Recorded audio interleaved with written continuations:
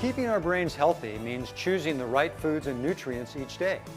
One important brain food is healthy protein, which helps us to curb our appetites.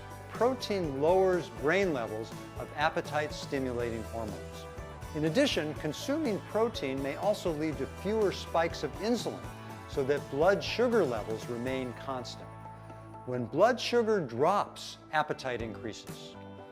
Vegetables and fruits help our brains fight oxidative stress. When our brain cells do their work, they produce byproducts known as free radicals, which cause gradual damage to our cells. Consuming antioxidant fruits and vegetables can help to fight off this oxidative damage and protect our brains. The World Health Organization recommends consuming at least 5 servings of fruits and vegetables every day.